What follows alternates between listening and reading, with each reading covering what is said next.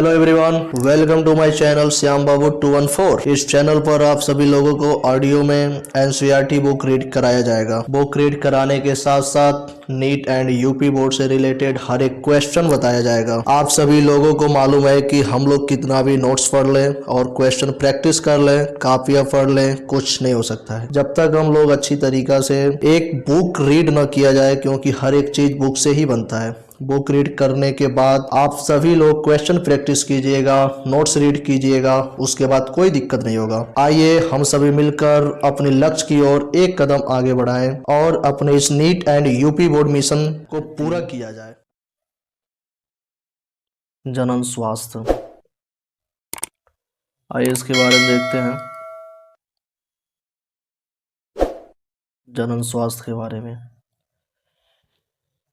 पिछले अध्याय में आपने जनन तंत्र, रिप्रोडक्टिव और उसके प्रकारों के बारे में पढ़ा था। अब उससे जुड़े निकट शीर्षक अर्थात जनन स्वास्थ्य के बारे में चर्चा करेंगे। हम जनन स्वास्थ्य शब्द से क्या तात्पर्य समझते हैं। यह शब्द साधारण अर्थ स्वस्थ जनन अंगों और उसके सामान्य प्रकारों से संबंधित है। वस्तुतः यह एक व्यापक परिप्रेक्ष्य को दर्शाता है जिसके अंतर्गत जनन के भावनात्मक एवं सामाजिक पहलू जुड़े हैं। विश्व स्वास्थ्य संगठन वर्ल्ड हेल्थ ऑर्गेनाइजेशन WHO के अनुसार जनन स्वास्थ्य का अर्थ जनन के सभी पहलुओं सहित एक संपूर्ण स्वास्थ्य अर्थात शारीरिक, भावनात्मक, व्यवहारात्मक तथा सामाजिक स्वास्थ्य है। इसलिए ऐसे समाज को जननात्मक रूप से स्वस्थ समाज कहा जा सकता है जिसमें लोगों के जनन अंग शारीरिक रूप से और प्रक्रियात्मक रूप से सामान्य हो। यौन संबंधी सभी पहलुओं में जिनकी भावनात्मक और व्यवहारिक पारस्परिक क्रियाएं सामान्य हो, जनन स्वास्थ्य को बेहतर बनाए रखने का क्या महत्व है और इसे पाने के लिए कौन सी विधियां अपनानी चाहिए, आइए जांच करें। आइए इस हेडिंग को देखते हैं। 3.1 जनन स्वास्थ्य समस्याएं एवं कार्यनीतियां। इसके बारे में देखते हैं क्या क्या होता है। विश्व में भारत ही पहला ऐसा देश था जिसने राष्ट्रीय स्तर पर संपूर्ण जनन स्वास्थ्य को एक लक्ष्य के रूप में प्राप्त करने के लिए राष्ट्रीय कार्य योजना और कार्यक्रमों की शुरुआत की। इन कार्यक्रमों को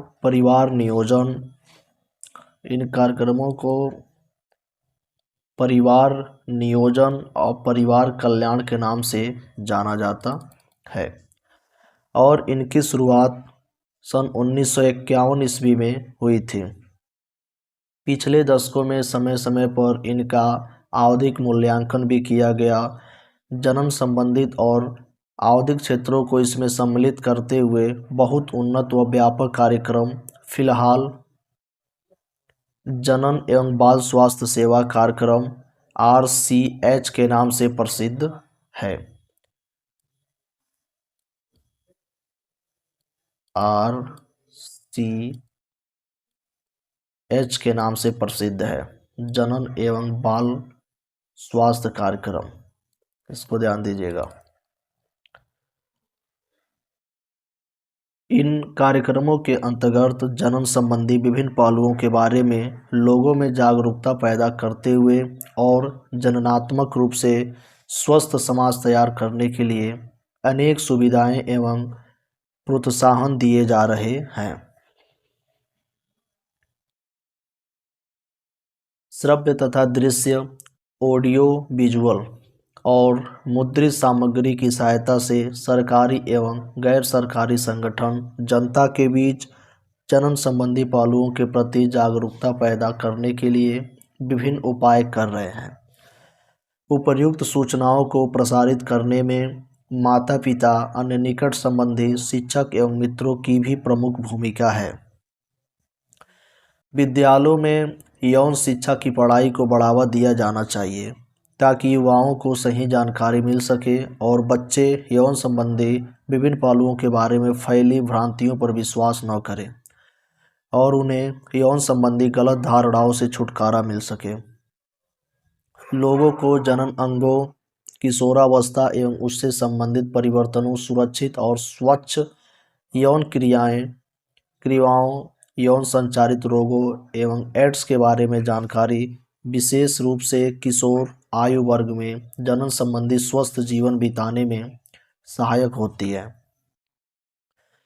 लोगों को शिक्षित करना, विशेष रूप से जननक्षम जोड़ी तथा वे लोग जिनकी आयु विवाह योग्य है, उन्हें उपलब्ध जन्म नियंत्रक, गर्भ निरोधक विकल्पों तथा गर्भवती माताओं की देखभाल, मां और बच्चे की प्रसवोत्तर पोस्टनेटल देखभाल आदि के बारे में तथा स्तनपान के महत्व, लड़का या लड़की को समान महत्व एवं समान अवसर देने की जानकारियाँ आदि से जागरूक स्वस्थ परिवारों का निर्माण होगा। अनियंत्रित जनसंख्या वृद्धि से होने वाली समस्याओं तथा सामाजिक उत्पीड़नों जैसे कि यौन दुरुपयोग एवं यौन संबंधी अपराधों आदि के बारे में जागरूकता पैदा करने की आवश्यकता है,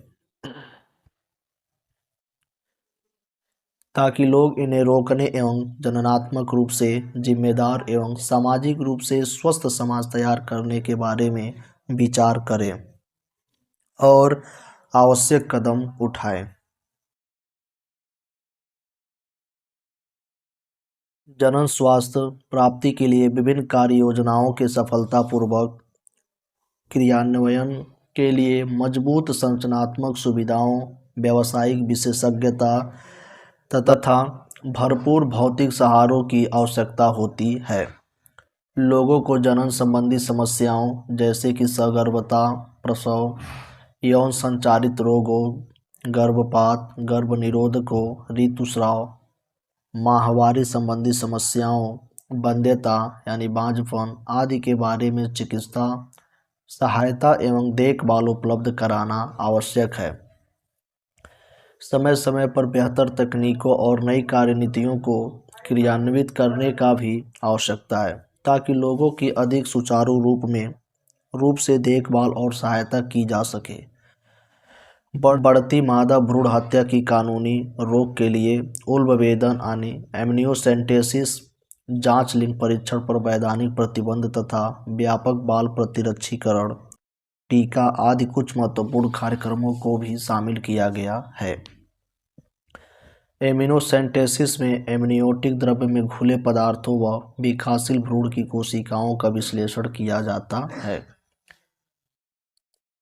ये जो उल्बवेदन एक प्रोसेस होता है एमनियोसेंटेसिस, जिसमें बच्चों के लिंग की जांच की जा सकती है। एमनियोसेंटेसिस में एक एमनियोटिक फ्लूइड पाया जाता है यानी द्रव्य, जिसके वजह से इसे लैब में परीक्षण करके मालूम किया जा सकता है कि गर्भ में पल रहा शिशु नर है या मादा।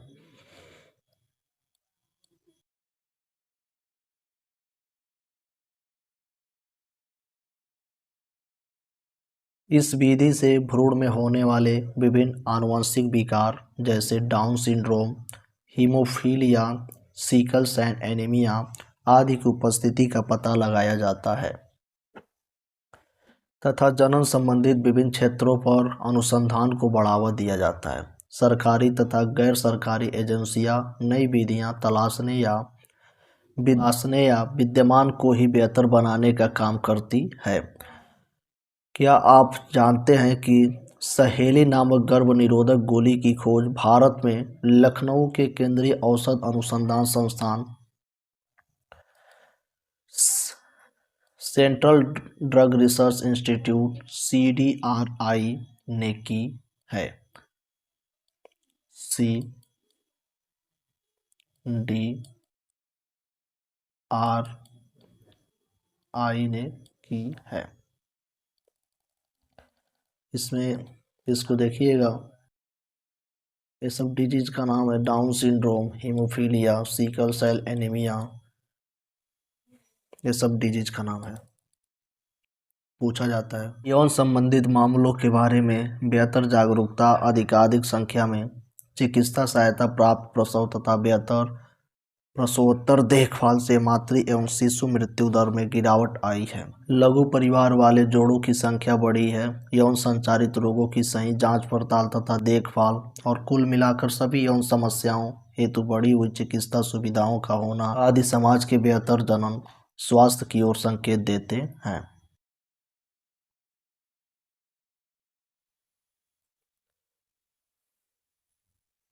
3.2 जनसंख्या अस्थायीकरण और जन्म नियंत्रण। आइए इसके बारे में देखते हैं। ये जनसंख्या अस्थायीकरण कैसे हो सकता है और जन्म नियंत्रण कैसे किया जा सकता है। पिछली शताब्दी में किए गए विभिन्न क्षेत्रों में चौमुखी विकास से लोगों के जीवन स्तर में महत्वपूर्ण रूप से सुधार हुआ है। हालांकि बेहतर जीवन दशाओं के साथ व्यापक स्वास्थ्य सुविधाएं जनसंख्या वृद्धि में विस्फोटक प्रभाव डालती है। सन 1900 ईस्वी में पूरे विश्व की जनसंख्या लगभग 2 अरब यानी 2000 मिलियन थी,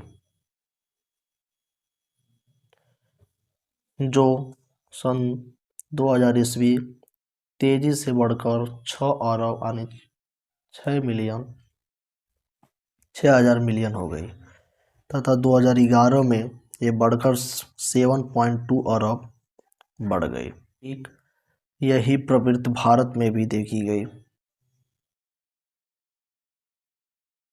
हमारी जनसंख्या जो देश की आज़ादी के समय लगभग 350 मिलियन अर्थात 35 करोड़ थी, वह सन 2000 ईस्वी में तीव्र जनसंख्या दर से 1 अरब अर्थात 1000 बिलियन से ऊपर पहुंच गई तथा 2011 में 1.2 बिलियन हो गई। इसका मतलब है कि आज दुनिया का हर छठा आदमी भारतीय है। इस सब का कारण संभवतः मृत्यु दर में तीव्र गिरावट तथा मातृ मृत्यु दर एवं शिशु मृत्यु दर इन्फेंट मोर्टेलिटी रेट में कमी के साथ साथ जन्म आयु के लोगों की संख्या में वृद्धि हो रही है। हालांकि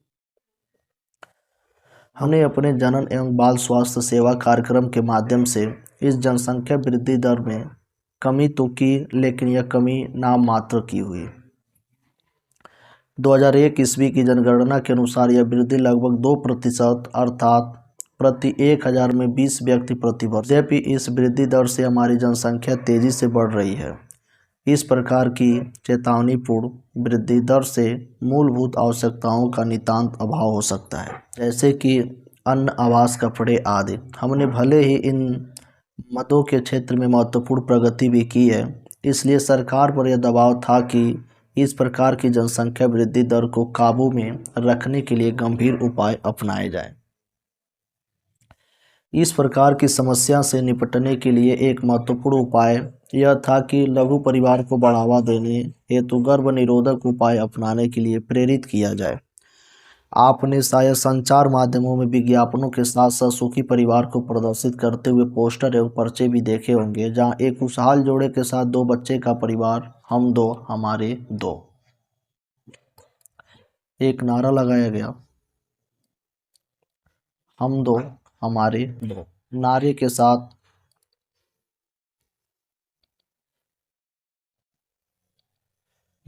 साथ प्रदर्शित किया जाता है।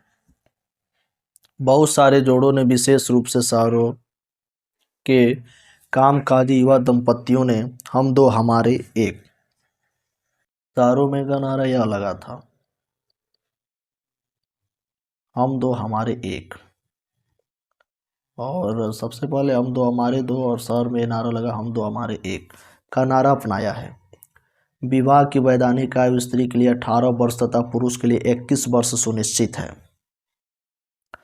और इस समस्या से निपटने हेतु लघु परिवार के लिए जोड़ों को प्रोत्साहित किया जाता है। आइए यहाँ पर कुछ सामान्य तौर पर इस्तेमाल होने वाले गर्भ निरोधक के बारे में चर्चा करें।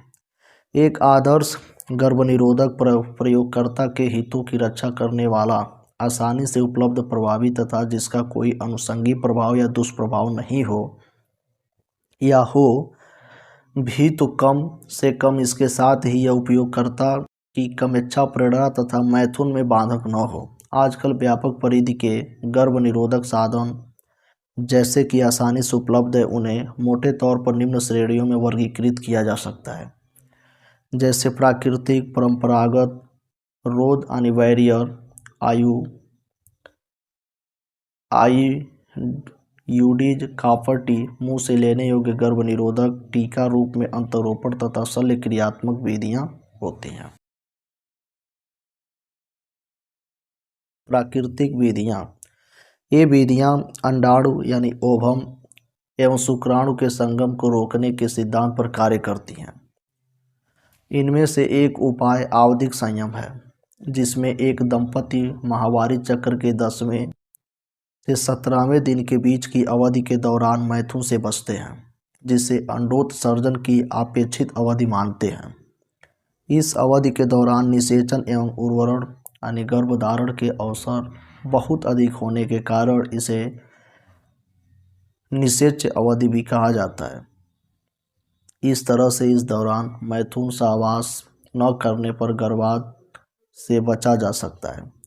बाह्य स्खलन या आंतरिक मैथुन कोइटस इंटरप्शन एक अन्य विधि है, जिसमें पुरुष साथी संभोग के दौरान वीर्यस्खलन से ठीक पहले स्त्री की योनि से अपना लिंग बाहर निकाल कर वीर्यसेचन से बच सकता है। स्तनपान, अनार्थो, लैक्टेशनल एमेनोरिया विधि भी इस तथ्य पर निर्भर करती है कि प्रसव के बाद स्त्री द्वारा शिशु को भरपूर स्तनपान कराने के दौरान अंडोत्सर्ग और आतरो चक्र शुरू नहीं होता है।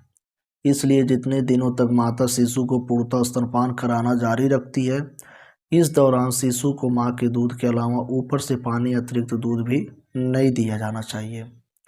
यह अवधि 4 से 6 माह की होती है। गर्भधारण के अवसर लगभग शून्य होते हैं।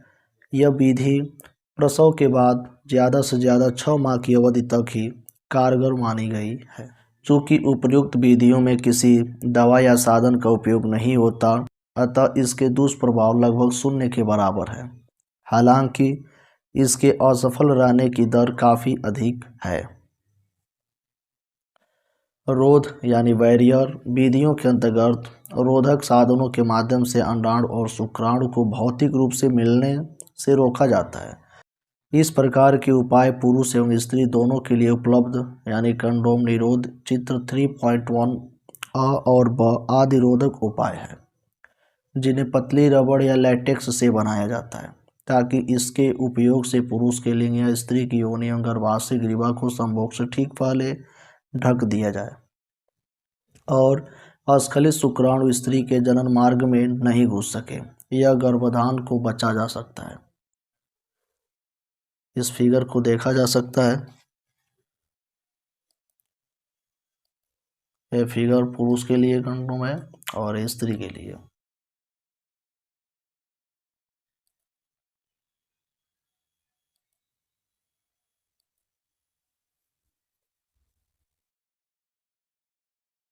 पुरुषों के लिए कंडोम का मशहूर ब्रांड नाम निरोध काफ़ी लोकप्रिय है। हाल ही के वर्षों में कंडोम के उपयोग में तेज़ी से वृद्धि हुई है, क्योंकि इससे गर्भधारण के अलावा यौन संचारित रोगों तथा एड्स से बचाव जैसे अतिरिक्त लाभ है। स्त्री एवं पुरुष दोनों के कंडोम उपयोग के बाद फेंकने वाले होते हैं। इन्हें स्वयं ही लगाया जा सकता है और इस तरह उपयोगकर्ता की गोपनीयता बनी रहती है। डायाफ्राम, गर्भाशय ग्रीवा, टोपी तथा वाल्ट आदि भी रबड़ से बने रोधक उपाय हैं, जो स्त्री के जनन मार्ग में सहवास के पूर्व गर्भाशय ग्रीवा को ढकने के लिए लगाए जाते हैं। ये गर्भाशय ग्रीवा को ढककर शुक्राणुओं के प्रवेश को रोककर गर्भाधान से छुटकारा दिलाते हैं। इन्हें पुनः इस्तेमाल किया जा सकता है। इसके साथ ही इन रोधक साधनों के साथ साथ शुक्राणुनाशक क्रीम, जेली एवं फोम, झाग का प्राय इस्तेमाल किया जाता है, जिससे इनकी गर्भ निरोध की क्षमता काफ़ी बढ़ जाती है। भारत में दूसरी प्रभावी और लोकप्रिय विधि अंतःगर्भाशय युक्ति इंट्रायूट्रिन डिवाइस आईयूडी का उपयोग है। ये युक्तियां डॉक्टरों या अनुभवी नर्सों द्वारा योनि मार्ग से गर्भाशय में लगाई जाती है। आजकल विभिन्न प्रकार की अंतःगर्भाशय युक्तियां उपलब्ध हैं, जैसे कि औषधि रहित आईयूडी, उदाहरण लिपेस लोप, तांबा मोचक IUD, copper T, copper 7 multiload 375, copper T तथा हार्मोन मोचक आईओडी प्रोजेस्टासर्ट एल NG20 आदि। चित्र 3.2 आईओडी गर्भाशय के अंदर कॉपर Cu का आयन मोचित कर होने के कारण शुक्राणुओं की भक्षाणु क्रिया फैगोसाइटोसिस बढ़ा देती है, जिससे शुक्राणुओं की गतिशीलता तथा उनकी निषेचन क्षमता को कम करती है।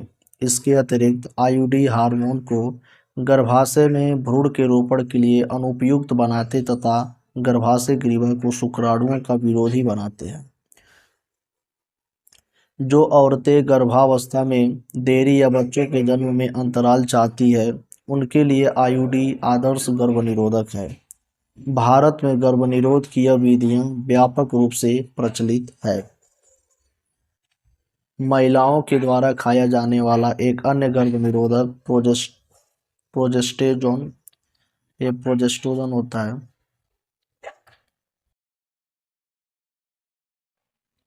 और प्रोजेस्टेरोन एवं एस्ट्रोजन का संयोजन थोड़ी मात्रा में मुंह द्वारा लिया जाता है। यह मुंह से टिकियां के रूप में ली जाती है और ये गोलियों पिल्स के नाम से लोकप्रिय हैं। ये गोलियां 21 दिन तक प्रतिदिन ली जाती है और इन्हें आत्रोचक्र माहवारी के प्रथम 5 दिनों, मुख्यतः पहले दिन से ही शुरुआत करनी चाहिए। गोलियां समाप्त होने के 7 दिनों के अंतर के बाद जब पुनः ऋतुस्राव शुरू होता है, इसे फिर से वैसे ही लिया जाता है और यह क्रम तब तक जारी रहता है तब तक गर्भनिरोध की आवश्यकता होती है।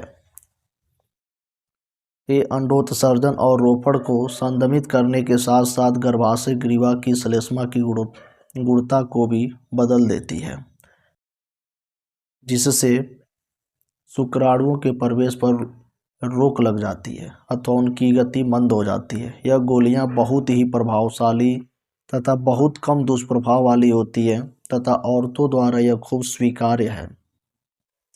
सहेली नामक नई गर्भ निरोधक गोली, जिसके बारे में पहले भी चर्चा हुई है, एक गैर स्टेरॉइडली सामग्री है। यह हफ्ते में एक बार ली जाने वाली गोली है। इसके दुष्प्रभाव बहुत कम तथा यह उच्च निरोधक क्षमता वाली है। स्त्रियों द्वारा प्रोजेस्टेरोन अकेले या फिर एस्ट्रोजन के साथ इसका संयोजन भी टीके या त्वचा के नीचे अंतरोप इम्प्लांट के रूप में किया जा सकता है। चित्र 3.3 इसके कार्य की विधि ठीक गर्भनिरोधक गोलियों की भांति होती है तथा काफ़ी लंबी अवधि के लिए प्रभावशाली होते हैं। मैथुन के 72 घंटे के भीतर ही प्रोजेस्टेरोन या प्रोजेस्टेरोन एस्ट्रोजन संयोजनों का प्रयोग आईओडी के उपयोग को आपातकालीन गर्भनिरोधक के रूप में बहुत ही प्रभावी पाया गया है और इन्हें बलात्कार या सामान्य लापरवाहीपूर्ण असुरक्षित यौन संबंधों के कारण होने वाले संभावित सगर्भता से बचने के लिए लिया जाता है। आइए इस फिगर को देखते हैं। ये फिगर है चित्र 3.2 कॉपर टी। इसमें एक कॉपर टी है। इस फिगर को देखा जाए, चित्र 3.3 अंतरोपण है जो इम्प्लांट किया जाता है त्वचा के नीचे। शल्य क्रिया विधियां जिन्हें बंध्यकरण भी कहते हैं। एक शल्य क्रिया होती है जिन्हें बंध्यकरण भी कहा जाता है। प्रायः उन लोगों के लिए सुझाई जाती है जिन्हें आगे गर्भावस्था नहीं चाहिए तथा वे इस अस्थायी माध्यम के रूप में पुरुष हो या स्त्री में से एक अपनाना चाहते हैं। शल्य क्रिया की दखलंदाजी से युग्मक परिवहन संचार रोक दिया जाता है, फलतः गर्भाधान नहीं होता है। बंध्यकरण प्रक्रिया को पुरुषों के लिए शुक्रवाहक उच्छेदन वैसेक्टोमी तथा महिलाओं के लिए डिम्बवाहिनी फैलोपी नलिका उच्छेदन ट्यूबेक्टोमी कहा जाता है। ये पुरुष में जो होता है उसे वैसेक्टोमी कहते हैं और मादा में ट्यूबेक्टोमी बोला जाता है। जनसाधारण इन क्रियाओं को पुरुष या महिला नसबंदी के नाम से जानते हैं। वैसेक्टोमी और ट्यूबेक्टोमी जिसमें किया जाता है वो नसबंदी में आ जाता है के नाम से जानते हैं। शुक्रवाक उच्छेदन में अंडकोश यानी स्क्रोटम शुक्रवाक में चीरा मारकर छोटा सा भाग काटकर निकाल अथवा बांध दिया जाता है। 3.4 जबकि स्त्री के उदर में छोटा सा चीरा मारकर अथवा योनि द्वारा डिंबवाहिनी नली का छोटा सा भाग निकाल या बांध दिया जाता है। यह तकनीकें बहुत ही प्रभावशाली होती हैं पर इनमें पूर्वावस्थित लाने की गुंजाइश बहुत ही कम होती है। इस फिगर को देखा जाए, ये शुक्रवाहिका उच्छेदन है 3.4 और ये 3.4 पर डिंबवाहिनी नली यानी फैलोपियन उच्छेदन है। शुक्रवाहक बांधा और कटा हुआ होता है, यहीं पे इसको कट कर दिया जाता है जिसके माध्यम से यहाँ शुक्राणु भी नहीं आगे जा सकता है। और ये फैलोपियन नलिका होती है पूरा पार्ट, यहाँ पे फैलोपियन नलिका को ही कट करके बांध दिया जाता है। फैलोपियन नलिकाएं बंधी हुई और कटी हुई होती हैं।